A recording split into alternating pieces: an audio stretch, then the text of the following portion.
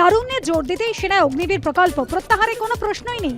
24শে June থেকে অগ্নিবীর নিয়োগের প্রক্রিয়া শুরু হয়ে যাবে। সেনার সুবিধার সঙ্গে বিশেষ ফারাক নিয়ে অগ্নিবীরের প্রাপ্য সুবিধার 3 বাহিনীর সাংবাদিক বৈঠকে অগ্নিবীর বিক্ষোভকারীদের বার্তা। অবসর নেওয়া 75% অগ্নিবীরের সংরক্ষণের কথা আগেই বলেছিল স্বরাষ্ট্র মন্ত্রক। বিক্ষোভের কারণে সংরক্ষণের কথা বলা হয়নি। সেনাবাহিনীতে নৈরাজ্যের কোনো জায়গা নেই। পুলিশি শংসাপত্র না পেলে নিয়োগ হবে না অগ্নিবীর প্রকল্পে, বার্তা বিক্ষোভকারীদের। দেশজুড়ে প্রতিবাদের মধ্যেই ওয়েবসাইটে অগ্নিপথ প্রকল্পের তথ্য আপলোড করল বায়ুসেনা।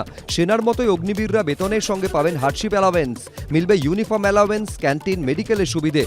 ছুটি থাকবে বছরে 30 দিন, মেডিকেল লিভ আলাদা। চাকরির 4 বছরের মধ্যে মৃত্যু হলে অগ্নিবীরদের পরিবার বিমা বাবদ পাবে 1 কোটি টাকা। অঙ্গহানি হলে এক্সগ্রেশিয়া বাবদ মিলবে 44 লক্ষ টাকা। চাকরির বাকি মেয়াদে সম্পূর্ণ বেতনের সঙ্গে মিলবে সেবানিধি প্যাকেজ। ওয়েবসাইটে তথ্য আপলোড করে জানালো বায়ুসেনা। অগ্নিপথ আন্দোলনের আবহে মুখ খুললেন প্রধানমন্ত্রী। রাজনীতির রং ভালো কাজকেও নষ্ট করে দেয়। দেশের অগ্রগতিতে অনেক সমস্যা তৈরি হয়। 100 টাকা দিলে খবর হয়, কিন্তু 200 টাকা সঞ্চয়ের কথা বললে সমালোচনা হয়। দিল্লিতে সুড়ঙ্গ পথে উদ্বোধনে গিয়ে মন্তব্য নরেন্দ্র মোদীর। অবসরের পর তো 11 লক্ষ টাকা পাবেন অগ্নিবীররা, পাবেন অগ্নিবীরের সম্মানও। বিজেপি অফিসে নিরাপত্তারক্ষী রাখতে হলে অগ্নিবীরদের অগ্রাধিকার দেব। অগ্নিবীরদের নিয়ে বিতর্কিত মন্তব্য বিজেপি নেতা কৈলাস বিজয়বর্গীয়র। অগ্নিবীরদের নিয়ে বিতর্কিত মন্তব্য কৈলাস বিজয়বর্গীয়র। তীব্র আক্রমণ কংগ্রেসের। 4 বছর পর অগ্নিবীরদের পার্টি অফিসের বাইরে নিরাপত্তারক্ষী করবে বলছে বিজেপি। বিজেপির অহংকার সব সীমারেখা পেরিয়ে গেল। টুইটে আক্রমণ রণদীপ সুরজেওয়ালার। ভারতে আগুন লাগবে, কংগ্রেসের চিন্তন শিবির থেকে দেশকে হুঁশিয়ারি দিয়েছিলেন রাহুল গান্ধী। লন্ডনেও একই কথা বলেছেন। উত্তরপ্রদেশে অশান্তির জন্য অনেক কংগ্রেস নেতাকে পুলিশ গ্রেফতার করেছে। ভিডিও পোস্ট করে টুইট বিজেপির আইটি সেলের প্রধান অমিত মালব্যর। অগ্নিপথ প্রকল্প প্রত্যাহারের দাবিতে যন্তর মন্তরে কংগ্রেসের বিক্ষোভ। যুব সমাজকে বেকারত্বের অগ্নিপথে হাঁটতে বাধ্য করছেন প্রধানমন্ত্রী। কটাক্ষ রাহুল গান্ধীর। 8 বছরে 16 কোটি চাকরি দেওয়ার কথা বলেছিল, কিন্তু যুব সমাজ পেয়েছে শুধুই পকোড়া ভাজার জ্ঞান। টুইট কংগ্রেস সাংসদের। অগ্নিপথ প্রকল্প প্রত্যাহারের দাবিতে যন্তর মন্তরে বিক্ষোভে কংগ্রেস। যুব সমাজের সঙ্গে বিশ্বাসঘাতকতা, আক্রমণ প্রিয়ঙ্কার। कर शपथ कर शपथ कर शपथ। এটা আমাদের ফোর্স নিয়ে খেলা করাটা, সৈনিকদের নিয়ে খেলা করা, ডিফেন্সকে নিয়ে খেলা করা, এটা একদম অন্যায়। বর্ডারে যাবেন, গরিবের ছেলে আর্মিতে ঢুকবে, তাদের জীবন নিয়ে খেলা করা, তাদের চাকরির নিশ্চয়তা নেই, তার মানে ইউজ অ্যান্ড থ্রো। কিন্তু মানুষকে বোকা বানানোর চেষ্টা, এখানে কম বয়সী ছেলে মেয়েদের বোকা বানানোর চেষ্টা হয়েছিল। তারা বুঝে গেছে গোটা ঠিকা প্রকল্প চালু করা হচ্ছে। সরকার সেটাকে করতে চাইছে প্রাইভেট সেক্টরের মতো, আমাদের সেনাকেও প্রাইভেট সেক্টর করতে চাইছে। পেছনে একটা বড় চক্র আছে, ভারত বিরোধী কিছু শক্তিও আছে যারা এগুলো করাচ্ছে। আপনারা জানেন ভারতীয় সেনা এই মুহূর্তে যৌবনের অভাবে ভুগছে, একটু রিইনফোর্সমেন্ট দরকার। তো স্বাভাবিকভাবে সেই সমস্ত বিষয়কে বিভিন্ন এক্সপার্টদের সাথে, এটা দেখুন নরেন্দ্র মোদীর মনে হয়েছে বলে চালু করে দেওয়া হয়েছে বা বিজেপি সরকারের মনে হয়েছে বলে চালু করে দেওয়া হয়েছে, তা কিন্তু নয়। অগ্নিপথ বিক্ষোভের আজও বেশ কয়েকটি দূরপাল্লার ট্রেন বাতিল করেছে পূর্ব রেল। বাতিল হয়েছে Asansol Gaya express, Kolkata Amritsar express, Howrah Jaynagar express ও মালদা টাউন পাটনা এক্সপ্রেস। সময়সূচি পরিবর্তন করা হয়েছে বেশ কয়েকটি ট্রেনের। অগ্নিপথের আগুন নেভাতে কঠোর প্রশাসন। বিহারে গ্রেফতার 700-র বেশি। উত্তরপ্রদেশেও ব্যাপক ধরপাকড়। রাজস্থানের কোটায় 1 মাস 144 ধারা। রামপুরহাট শহরে অগ্নিপথ প্রতিবাদে পথে বামেরা। ডাকবাংলো মোড় থেকে রামপুরহাট পাঁচমাথা মোড় পর্যন্ত মিছিল করে এসএফআই ডিওয়াইএফআই সদস্যরা। মিছিলের নেতৃত্বে ছিলেন ডিওয়াইএফআই এর বীরভূম জেলা সভাপতি। ফের রেলপথে অগ্নিপথ বিক্ষোভের আজ। হাওড়া বর্ধমান মেইন শাখায় হুগলির শ্রীরামপুর স্টেশনে রেল অবরোধ করেন বিক্ষোভকারীরা। সকাল 11টা নাগাদ শুরু হয় অবরোধ। বিপুল খরচ করে কলেজের ফেস্ট, টাকার জোগাড় নিয়ে বিস্ফোরক সৌগত।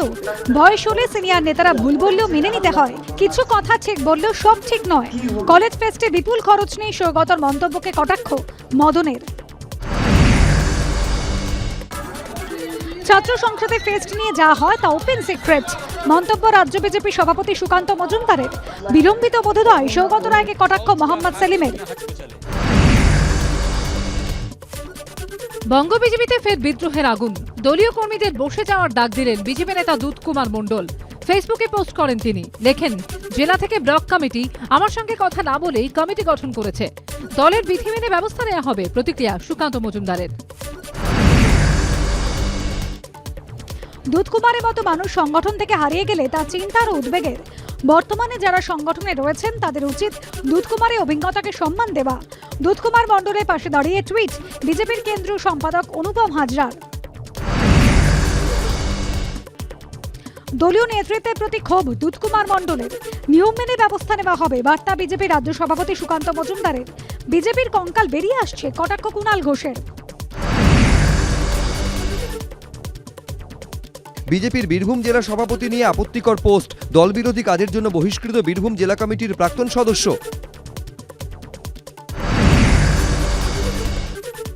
পাভলভ হাসপাতাল কর্তৃপক্ষের বিরুদ্ধে আরও বড় দুর্নীতির অভিযোগ। নজরদারি ছাড়াই আবাসিকদের খরচ বাবদ 15 লক্ষ টাকা বরাদ্দ। ঠিকাদারের সঙ্গে বিভাগীয় প্রধানের আতাতে পাশ হয়ে যায় বিল। সাধারণ চিকিৎসা সরঞ্জাম ওষুধ নেই হাসপাতালে। স্বাস্থ্য দফতরের নজরদারি দলের রিপোর্টে উল্লেখ। পাভলভ হাসপাতালে রোগীদের খাবারের পরিমাণ কম ও নিম্নমানের। নেই কোনো ডায়েট কমিটি। বছরে 1 কোটি টাকার বেশি বরাদ্দ হয় আবাসিকদের পোশাকের জন্য, তবুও ছেঁড়া পোশাক পরিয়ে রাখা হয়। স্বাস্থ্য দফতরের রিপোর্টে উল্লেখ, আউটডোরের অবস্থাও দুর্বিষহ, শৌচাগার ব্যবহারের অযোগ্য। সূত্রের খবর, লিখিত জবাব চেয়ে 7 দিনের সময়সীমা দেওয়া হয়েছে হাসপাতাল সুপারকে। পাভলভ মানসিক হাসপাতালে গাছে উঠে পড়লেন রোগী, নামাতে হিমশিম খেলেন হাসপাতালের কর্মীরা। ডাকা হলো দমকল। দুপুরে হাসপাতাল চত্বরে কৃষ্ণচূড়া গাছে উঠে পড়েন বছর 40-এর এক রোগী। আধ ঘন্টার চেষ্টায় দমকল কর্মীরা তাকে নামিয়ে আনেন। বিধানসভা উপনির্বাচনের আগে ফের তৃণমূল প্রার্থীদের ওপরে হামলার অভিযোগ উঠল ত্রিপুরায়। অভিযোগ, গতকাল আগরতলা বিধানসভা কেন্দ্রে তৃণমূল প্রার্থী পান্না দেব ও টাউন বর্দোয়ালি বিধানসভা কেন্দ্রে তৃণমূল প্রার্থী সংহিতা বন্দ্যোপাধ্যায়ের উপরে হামলা চালায় বিজেপি কর্মীরা। তৃণমূল প্রার্থীদের ওপরে হামলার অভিযোগ ত্রিপুরায়। থানায় অভিযোগ দায়ের 2 তৃণমূল প্রার্থীর। হামলাযোগ অস্বীকার করে বিজেপির কটাক্ষ, ত্রিপুরায় তৃণমূল পরিযায়ী পাখির মতো, ভোট এলে দেখা মেলে। গাড়ি পার্কিং নিয়ে বচসার জের। পুলিশের গাড়ির ধাক্কা যুবককে। ধাক্কার চোটে গাড়ির বনেটে উঠে পড়েন যুবক। ওই অবস্থায় পুলিশের স্টিকার লাগানো গাড়ি তাকে প্রায় 1 কিলোমিটার টেনে নিয়ে যায় বলে অভিযোগ। ঘটনায় গ্রেফতার লেক থানার এসআই সৌমেন দাস।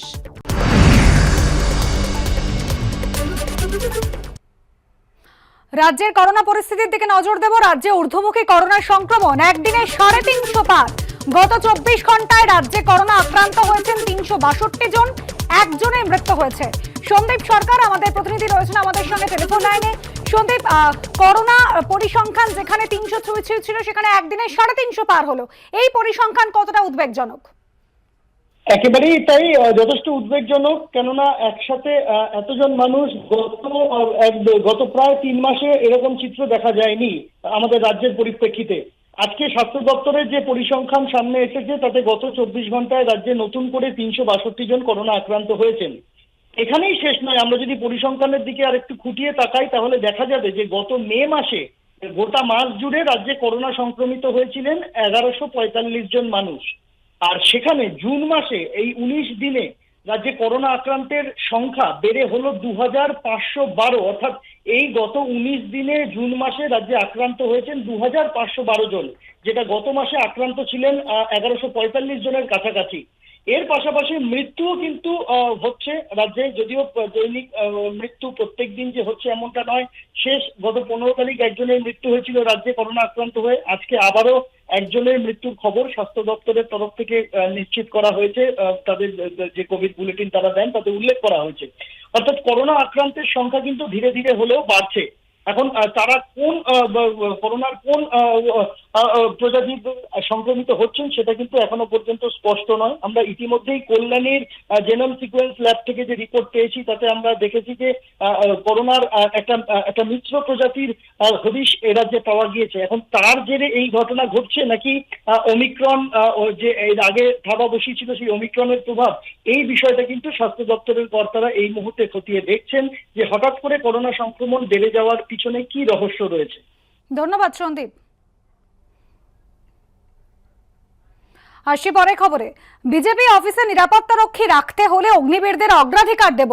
অগ্নিপথ প্রকল্প নিয়ে বিক্ষোভের মধ্যে এবার অগ্নিবীরদের নিয়ে বিতর্কিত মন্তব্য করলেন বিজেপি নেতা কৈলাস বিজয়বর্গীয়। বিজেপি অফিসে নিরাপত্তা রক্ষী রাখতে হলে অগ্নিবীরদের অগ্রাধিকার দেব। অগ্নিপথ প্রকল্প নিয়ে বিক্ষোভের মধ্যেই এবার অগ্নিবীরদের নিয়ে বিতর্কিত মন্তব্য বিজেপি নেতা কৈলাস বিজয়বর্গীয়।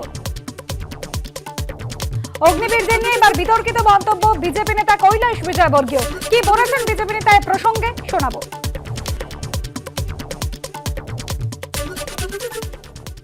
सेना की ट्रेनिंग में पहला डिसिप्लिन, दूसरा आज्ञा का पालन करना।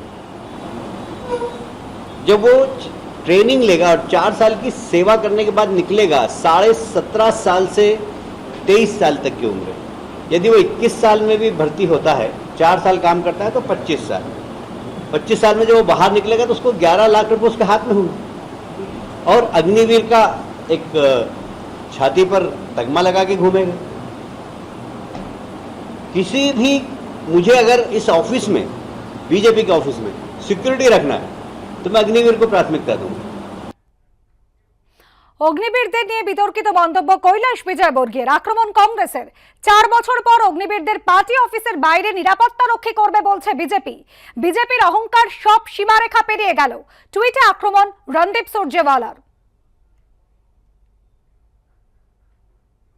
অগ্নিবীরদের নিয়ে বিতর্কিত মন্তব্য বিজেপি নেতা কৈলাস বিজয়বর্গীয়। নিন্দায় সরব তৃণমূল।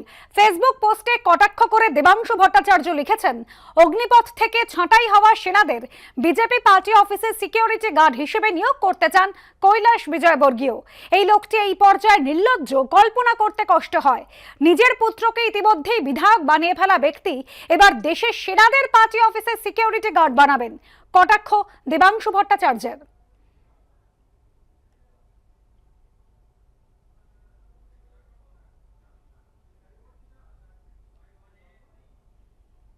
বিজেপির নেতা কৈলাস বিজয়বর্গীয় তিনি অত্যন্ত আপত্তিকরভাবে এই যে সেনাবাহিনীতে যারা কর্মপ্রার্থী তাদের অপমান করলেন। এটা কি? তারা চাইছেন সৈনিক হতে, দেশ রক্ষায়, ভারত মায়ের। আপনারা বলেন ভারত মাতা কি জয়, লজ্জা হওয়া উচিত। আপনাদের মুখে ভারত মাতা কি জয় শোভা পায় না। যারা ভারত মায়ের রক্ষায় সেনাবাহিনীতে জয়েন করার স্বপ্ন দেখছে, আপনি বলছেন বিজেপি অফিসের দারোয়ান বানাবেন, বিজেপি অফিসের নিরাপত্তা রক্ষী করবেন, বিজেপি অফিসে চাকরি করাবেন, বিজেপি অফিসে কাজ দেওয়াবেন। মানে কি? তার মানে আপনারা অগ্নিবীরদের বিজেপি অফিসে ডাকছেন। অগ্নিবীরদের নিয়ে বিতর্কিত মন্তব্য বিজেপি নেতা কৈলাস বিজয়বর্গীয়। আর এই নিয়ে সিপিএম নেতা সুজন চক্রবর্তী কি বলেছেন দেখুন। ইতিমধ্যেই বলে ফেলেছেন যে বিজেপি অফিস পাহারা দেবে, তারপর বলবেন বিজেপি নেতাদের পাহারা দেবে, তারপর বলবেন বিজেপির পছন্দ মতন ব্যক্তিগত পাহারাদারের কাজ করবে, প্রাইভেট মিলিশিয়া, মার দাঙ্গা, পেটাপিটি ইত্যাদি ইত্যাদি, তার জন্য ভাড়াটে সৈনিকদের মতো কাজ করানো হবে। এটা যুব সমাজকে অসম্মান, চূড়ান্ত ভাবে অসম্মান। কৈলাস বিজয়বর্গী ইতিমধ্যে তার ইঙ্গিত দিয়েছেন। আমরা ঠিক এই কথাটাই বলছিলাম, এটা একটা ক্রিমিনাল অফেন্স। প্রাইভেট মিলিশিয়া হিসেবে এরা কি শেষমেশ ভাড়াটে সৈনিকের কাজ করবে? বিজেপি অফিসে নিরাপত্তা রক্ষী রাখতে হলে অগ্নিবীরদের অগ্রাধিকার দেব। অগ্নিপথ প্রকল্প নিয়ে বিক্ষোভের মধ্যেই এবার অগ্নিবীরদের নিয়ে বিতর্কিত মন্তব্য করে ঘরে বাইরে অস্বস্তিতে বিজেপি নেতা কৈলাস বিজয়বর্গীয়। পিলিভিটের বিজেপি সাংসদ বরুণ গান্ধী টুইটারে লিখেছেন, যে সেনাবাহিনী মহান, যার বীরগাথা সারা বিশ্বে প্রশংসিত, তেমন একজন সৈনিককে যিনি চৌকিদারি করার কথা বলেছেন তাকে অভিনন্দন। তবে মনে রাখা উচিত, ভারতীয় সেনা দেশমাতৃকার সেবা করার একটি মাধ্যম, শুধু একটি চাকরি নয়।